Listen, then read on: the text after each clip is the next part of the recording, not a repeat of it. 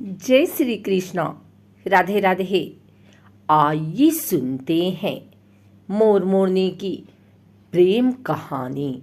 अगर यह वीडियो आपको अच्छी लगेगी तो मेरे चैनल को सब्सक्राइब कर लीजिए। सत्ययुग की बात है। उस समय इंसान सत्कर्म करने वाला और शुद्ध मन का हुआ करता था। इस कारण वह देवताओं के साथ निवास करता था। मनुष्य देवताओं को देख सकता था। देवता भी मनुष्य को समान आदर करते थे। एक विधवा औरत थी। उसका एक बेटा था। वह धीरे धीरे जवान हो गया। माँ बेटे बहुत गरीब थे। अपने प्राणों की रक्षा के लिए दोनों भिक्षा मांगते थे। दोनों भिक्षा मांगने में तनिक भी लज्जा महसूस नहीं करते थे, क्योंकि यह उनकी बाध्यता थी। उन्होंने कोई बुरा काम नहीं किया था, इसलिए उन्हें लगता था कि कोई उन्हें बुरी दृष्टि से नहीं देखता है। इनकी दुर्दशा को देख एक देवकन्या बहुत दुखित हुई। एक दिन शुभ मुहूर्त में स्वर्ग से देवकन्या मृत्युलोक में उतर आई। वह विधवा के घर में प्रकट हुई। विधवा उसे देखकर आश्चर्यचकित हुई। देवकन्या विधवा के चरण स्पर्श करने के लिए आगे बढ़ी। यह देखकर विधवा ने सकपकाते हुए अपने पांव पीछे खींच लिए। लज्जा मिश्रित भय के साथ कहा, बेटी तुम कौन हो? तुम्हें देखकर लगता है कि तुम कोई देवकन्या हो। सही आई हो, कुछ बुरा मत मानना। विधवा ने कहा, बेटी हम बहुत दरिद्र हैं और खाने पीने के लिए हमें कुछ नहीं मिलता। बैठाने के लिए आसन भी नहीं है, सोने के लिए पलंग भी नहीं है। तुम जैसी कोमल मेहमान की सेवा मैं कैसे करूंगी? देवकन्या ने कहा, मुझे कुछ नहीं चाहिए। खाने पीने की बात को लेकर चिंता न करें, सब चल जाएगा। कुछ समय बाद सूर्यास्त होने लगा। घर की मालकिन होने के कारण विधवा को चिंता सताने लगी। घर में अन्न का एक दाना भी नहीं। अतिथि का सत्कार कैसे करें? कहीं से कुछ मांग कर ले आना चाहिए।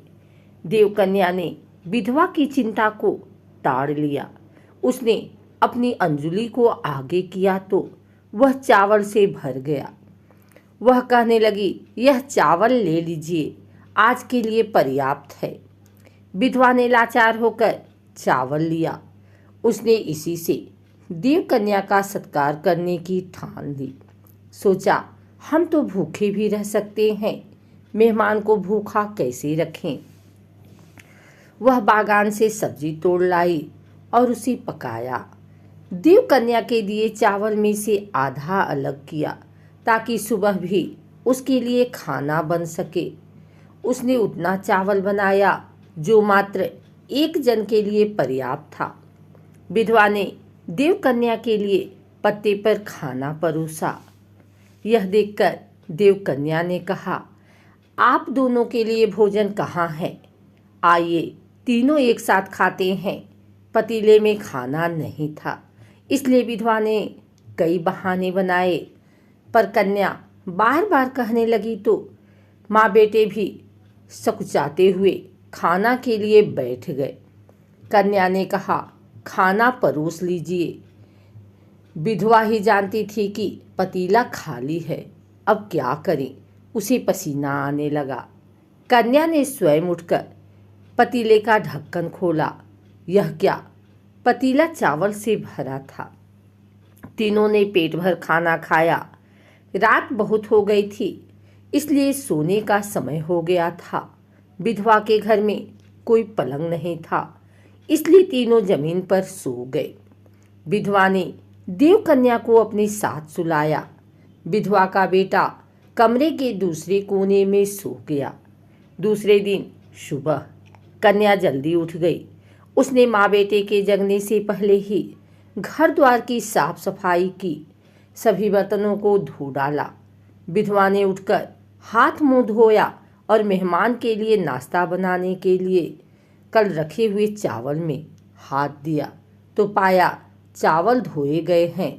इस प्रकार हर दिन देवकन्या विधवा के हर काम में हाथ बटाने लगी। इसी तरह कई दिन बीत गए। देवकन्या विधवा के साथ घुल मिल गई और उनके साथ रहने लगी। उसने विधवा के बेटे को अपना पति मान लिया। वह माँ बेटे की सेवा बहू के रूप में करने लगी। विधवा भी देवकन्या को बहू के रूप में पाकर खुश थी। एक दिन गांव के सभी लोग एक बड़े तालाब में मछली पकड़ने के लिए गए।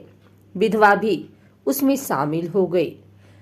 जाते समय उसने देवकन्या से कहा, मेरे धूप में सुखाए हुए कपड़े मत समेटना। मैंने अपना फुलाम गमोछा आज तक किसी को छूने नहीं दिया है। तुम भी हाथ मत लगाना। सारे मछुआरे तालाब में उतर गए। तालाब मछुआरों से पट गया। सबने अपने अपने सामर्थ्य से मछली पकड़ी।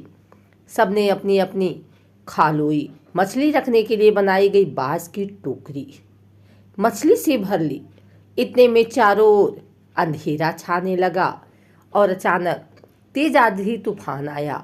ओले गिरने लगे। तेज हवा के कारण पेड़ उखड़ने लगे। ऐसा लग रहा था हवा सभी मछुआरों को उड़ा ले जाएगी। सब निरुपाय होकर अपनी अपनी पोटली समेटकर घर की ओर भागे। होने को कौन टाल सकता है। उधर देवकन्या घर में अकेली थी। उसका पति भी घर में नहीं था। उसने देखा तेज बारिश और आंधी तूफान आ रहा है। सासू माँ के कपड़े भीग जाएंगे। क्या करे? भीगने देती हूँ? नहीं, यह गलत होगा। जो भी हो मुझे उनके कपड़े समेट लेने चाहिए, नहीं तो भीग जाएंगे। देवकन्या ने विधवा के सुखाए हुए कपड़ों को न चाहते हुए समेटा। वह उनके वचनों को नहीं रख पाई। वह कपड़ों को लेकर रखने भीतर जा ही रही थी। उसी समय तेज हवा का झोंका आया और उसे उड़ा ले गया। इतना जोरदार आंधी तूफान आया कि सब घर द्वार उड़ा ले गया। बात यह थी कि विधवा का जो बेटा था वह एक देवपुत्र था। वह वायु देवता से आज्ञा लेकर स्वर्ग से मृत्युलोक देखने आया था। निर्धारित समय सीमा पार हो जाने के बाद भी वह वापस नहीं गया तो वायु देवता ने उसे वापस लाने के लिए देवकन्या को धरती पर भेजा था। देवकन्या वायु देवता की आज्ञा को भूलकर धरती में ही रम गई। उसे उसकी जिम्मेदारी याद दिलाने के लिए वायु देवता विभिन्न प्रकार का रूप दिखा रहे थे। आज की आंधी भी उसी में से एक थी। देवकन्या को हवा ने उड़ाकर एक बड़े जंगल में पहुंचा दिया। वहां उसका रूप बदल गया। वह देवकन्या से एक मोर बन गई। थोड़े समय के बाद काले बादल छट गए। हवा सुस्त पड़ गई। मोरनी रूपी देवकन्या को अपने स्वामी को देखने की तीव्र इच्छा हुई। वह एक ऊंचे कटहल के पेड़ पर चढ़ गई। वह अपने पति को पुकारने लगी पर कहीं से उत्तर नहीं मिला। फिर वहां से उड़कर वह तालाब के पास सेमल के पेड़ पर जाकर बैठ गई। वहां अपनी सास को देखकर केका ध्वनि करने लगी। एक मयूर को केका करते देख विधवा सब बात समझ गई। उसने कहा, बहू, मैं समझ गई तुम मेरी बात को नहीं रख सकी। इसके दंड स्वरूप तुम्हारी यह गति हुई है, इसलिए तुम एक मयूर बन गई। जाओ, अब जंगल ही तुम्हारा घर है। यदि हमारी याद आए तो मिलने के लिए अवश्य आना। सास बहू के भाग्य में घटित यह दारुण घटना को और कोई जान नहीं पाया। जब भी आसमान में काले काले बादल घिराते, मोर को अपना पति और सासू माँ की याद आती। वह केका ध्वनि करती हुई खुले मैदान पहाड़ों की ढलान आदि में निकल आती है। अपनी ऊंची केका ध्वनि से अपने पति और सास को बुलाती है। यही कारण है कि आज भी काली घटाओं को छाते देख मोर निकल आते हैं। एक और कथा के अनुसार एक दिन मोरनी ने मोर से बोला, मोर, मुझे छोड़कर कभी तुम उड़ तो नहीं जाओगे? मोर बोला, अगर मैं उड़ जाऊं तो तुम मुझे पकड़ लेना। मोरनी बोली, मैं तुम्हें पकड़ सकती हूँ पर पा नहीं सकती। मोर की आंखों में आंसू आ गए। उसने अपने सारे पंख तोड़ दिए और बोला, हम हमेशा साथ रहेंगे। एक दिन जोर से हवा चली। मोर ने सोचा तूफान आने वाला है।